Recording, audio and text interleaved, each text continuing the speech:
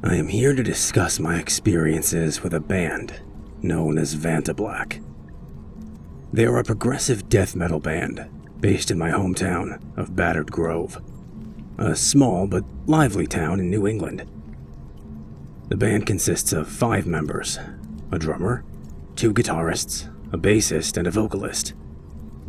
Beyond their roles in the band, I know little about them. They've exclusively played shows at my hometown venue since they formed a few months ago.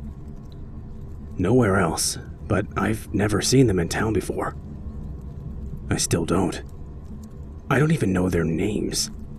The band and its members are shrouded in mystery. The only thing I'm certain of is what I've witnessed. Before we get into the details of what I've experienced, let's talk about Battered Grove's local music scene. The bands here and in the surrounding towns are predominantly metal, or at least metal in some forms. Their genres range from extreme metal, death metal, and black metal to metalcore, deathcore, and even grindcore. If you aren't familiar with these genres, don't worry. It's not important to understand the context of my situation. I'm just trying to paint a clearer picture for those who are familiar. These bands play at our local venue, Garrett's Locker. It's a small, rundown place, but it's ours. A great place for kids to have fun.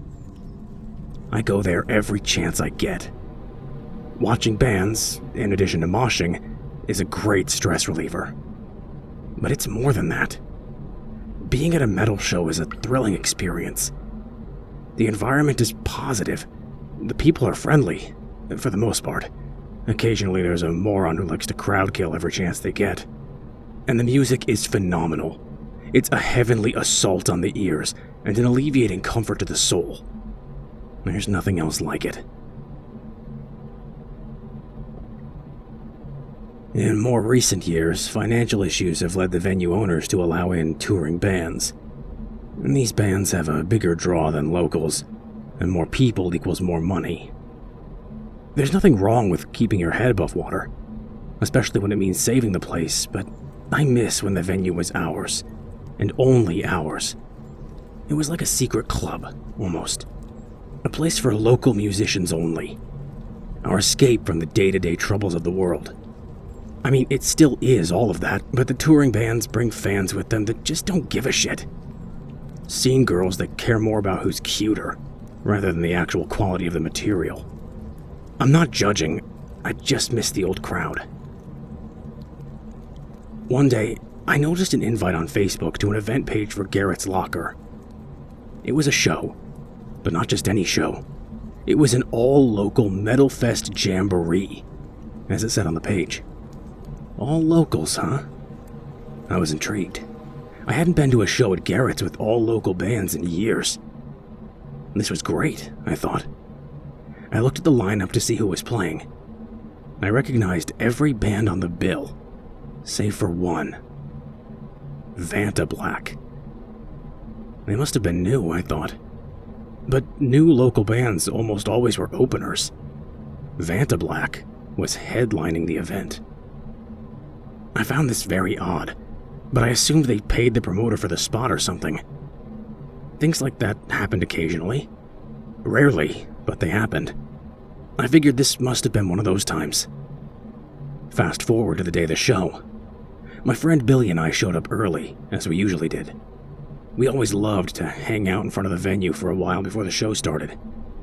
It gave us a chance to meet friends and meet some of the bands during load-in. We already knew all the members in these bands, having seen them play for years. Instead of a meet and greet, it was more like a family reunion. But at every family reunion, there are always new relatives to meet. You know those cousins you never knew you had? That was Vantablack. While talking with the lead singer of my favorite local band, a bus pulled up. Thinking it was an actual bus using the parking lot to turn around, everyone got out of the way. Instead of turning around, it parked. That's when I noticed the lettering on the side of the bus. VB. That's when I knew that it belonged to Vantablack. This was a surprise. No local band, or even touring band, had ever showed up to Garrett's with a bus. It was always either multiple cars, a couple of pickup trucks, an SUV, or a van. Having an actual tour bus was impressive, especially for a local band. This, coupled with the fact that no one else knew anything about the band either, caused everyone to stare. We were waiting to put a face to the name, so to speak. We were waiting for the big reveal. With equipment in hand, 5 cloaked figures came off of the bus in an orderly fashion and walked into Garrett's. When I say cloaked, I mean cloaked, hood and all. I couldn't even make out a single face. Strange is an understatement. It was downright bizarre. Billy agreed, having seen nothing like it, and he's been to more shows than I have. Besides confusing us, Vantablack's grand entrance succeeded in making people interested. It was all anyone could talk about the whole night. The mystery surrounding the band was enough to make everyone insatiably curious. I have to admit, I was looking forward to seeing what they offered. The night was going well. I met new friends, enjoyed the music of some of my favorite bands, and moshed to my heart's content. It was shaping up to be one of the best shows I'd ever attended. All of my favorites had taken the stage, and the only thing that would make the night better is if Vantablack lived up to the hype. Having not emptied my bladder all night, however, I took a bathroom break right before their set. The bathroom for Garrett's locker was actually in another building, connected to Garrett's via a long and narrow hallway. This meant a bit of a walk was needed to get there and back, which was part of the reason I hadn't gone all night. When I finally arrived at the bathroom, I noticed something weird. Among the many band stickers on the wall by the sink, there was something else. Carved into the wall was the letters VB, followed by a strange symbol. I figured that one of Vantablack's members had put it there. It was kind of fucked up to carve it into the wall, though. And besides, what was the purpose? Carving your band's initials and symbol into a bathroom wall isn't exactly the greatest method of promotion. I simply brushed it off and finished my business before returning to the show. Upon returning, I could hear the music as it filled the room. Vantablack had already begun their set. From the sounds of it, they were good. Not just good, but great. Even better when I got a view of the stage. The members were dressed up in dark, brooding get-ups. Some of their clothing included gauntlets, spiked boots, chainmail, and horned helmets. The vocalist was wearing what looked like samurai armor. They all had different styles, but all of their clothing and armor was black. To be honest, they looked like villainous characters right out of an RPG. It was awesome. This is where things get a little weird. I was so caught up in the music and the band's appearance that I didn't notice what was going on in the room. Looking down at the crowd, I realized what everyone was doing. They each had their left arm in the air and were swaying back and forth in unison. It looked as though they were in a trance. I've been to a lot of metal shows, so I know how things should operate. Movement from the crowd is always sporadic and unpredictable. This was not the case. Everyone was perfectly synchronized. No moshing or dancing, just swaying together, like zombies. And let me tell you, it was fucking creepy. After noticing the seemingly hypnotized audience, I caught up with Billy to see what was going on. I noticed him standing in the back of the crowd, so I went over to him and asked what he was doing. I received no response. I kept yelling in his ear, but he wouldn't reply. I eventually became aggravated and shook him. Nothing. No reaction. Just constant swaying. Everyone swaying. I looked over at the sound guy and the person running the concession stand. They too were moving back and forth. I was baffled. I watched the rest of Vantablack's set from the back of the room, not knowing what the hell was going on. Eventually, they played their last song, and just like that, everyone snapped out of it. Looking dazed as ever, they all wandered out of the room and to their cars. Billy was my ride home, so I followed him. On the drive home, I mentioned to Billy that I tried to get his attention during the show. He acted like he didn't recall this, but what he remembered was Vantablack. He wouldn't shut up about how great they were. It's all he talked about the whole ride home. He even ventured to say they were his favorite band now. That struck me as highly unusual. I'd known Billy for years. I also knew his favorite band. He would never put another band above them, especially after only seeing them play once. I didn't voice my thoughts to Billy, though. I just wanted to go home and sleep and forget about the whole thing. And I did, until the next morning. I woke up the next day, sore. My arms and legs were in pain from the night before. Moshing will do that to you. Because of this, I popped a few aspirin before starting my daily routine.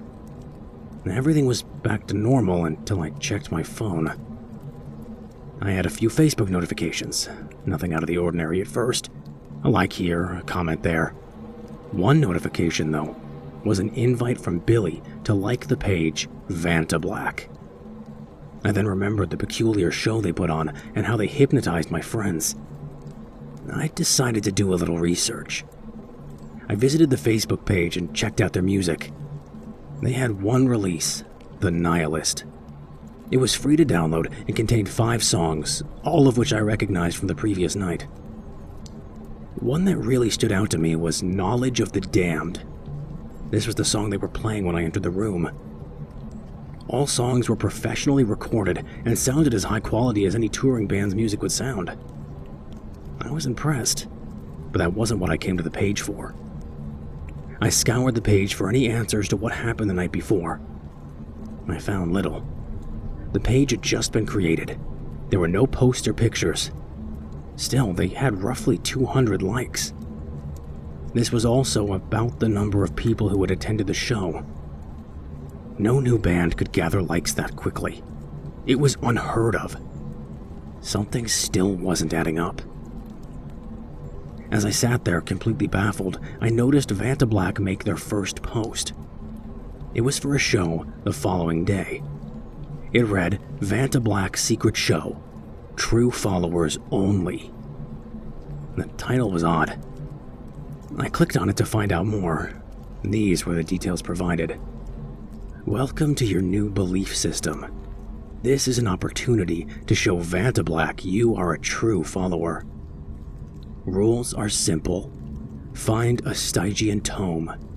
This will be your ticket into the event. It also contains the event's coordinates. Tome locations are outlined below.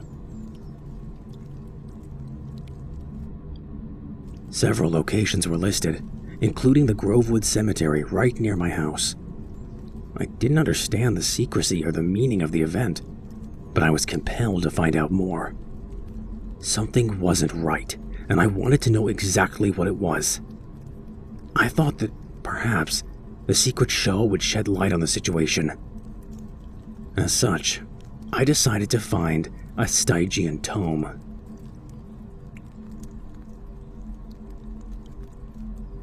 I searched for a few hours in the cemetery before finding what I was looking for.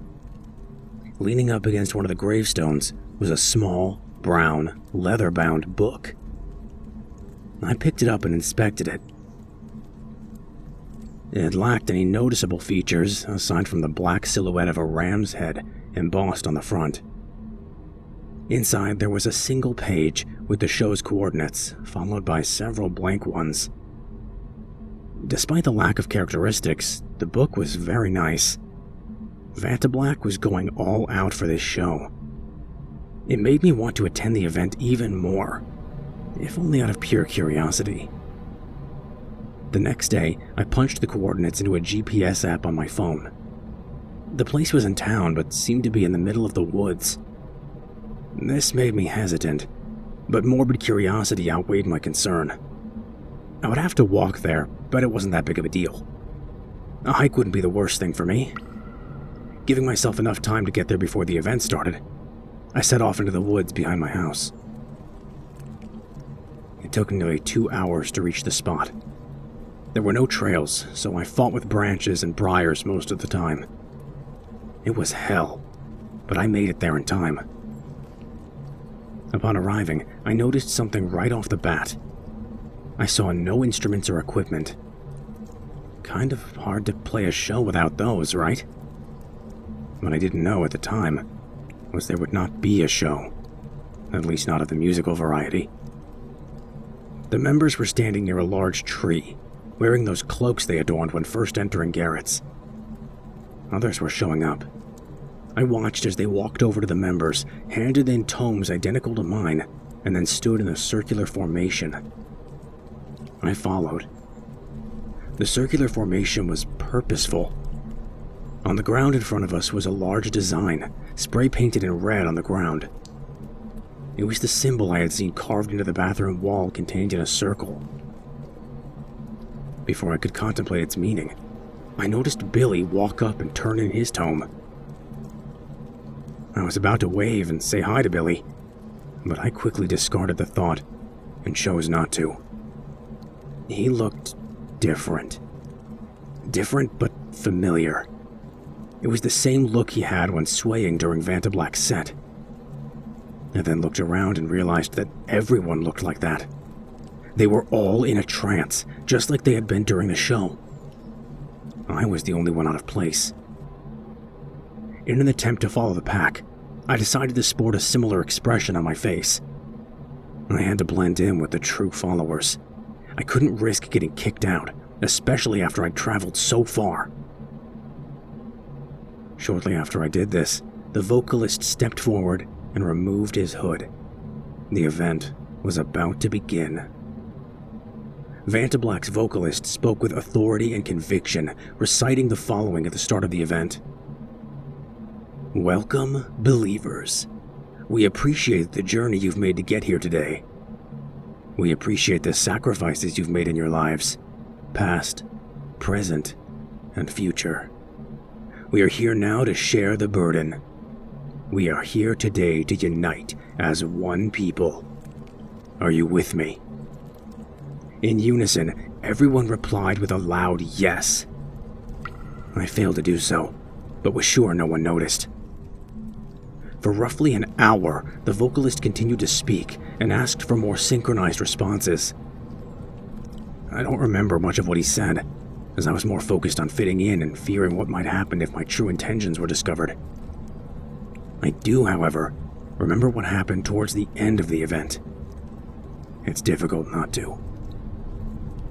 At the end of the vocalist's long and drawn-out sermon, he raised his left hand and shouted, "No escape, no justice," which I recognized as lyrics from Knowledge of the Damned. The group then repeated this back. I did as well, having caught on by this point. After this, one of the other members of the band came over with the skull of a ram and placed it at the center of the symbol. The vocalist stepped forward until he was directly behind the skull. I didn't know what to expect. At this point, Vantablack's vocalist called out names. Full names. How he had that information, I didn't know. But when he called out a name, that person would step up to the skull and face the vocalist. Billy was the first one called. Still hypnotized, Billy walked up to the skull and held out his arm. I was confused by this. The vocalist then pulled out a dagger from within his cloak and sliced Billy's arm, allowing the blood to drip onto the skull. Billy didn't react. I did instead. I shook in fear. Was my arm going to be cut as well? What if I screamed in agony? What would they do with me if they found out I wasn't a believer? These are the questions that raced through my mind as I watched my friend's blood paint the skull red. I watched in horror as names were called and skin from each person was torn open by the vocalist's blade. I didn't understand, nor did I want to. I just wanted to get the hell out of there. I thought about making a run for it, but I knew I wouldn't get far with the plethora of obstacles the forest offered. Plus, I was outnumbered. It would only take one person to catch up with me and drag me back into the ceremony. I decided to stay and play along.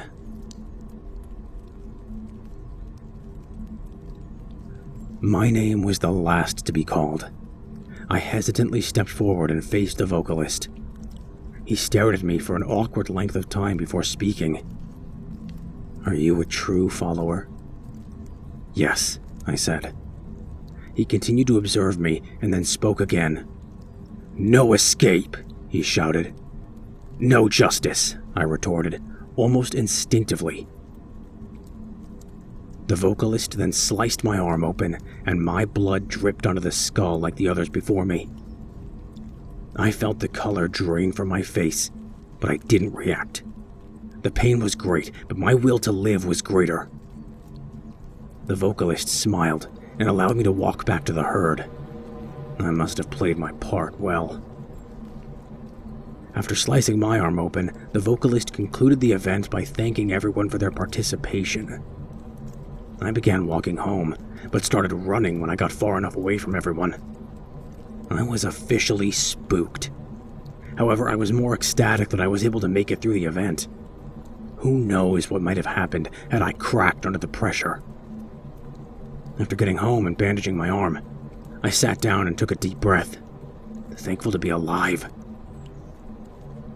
Vantablack has played many shows at Garrett's Locker since their sadistic ritual in the woods.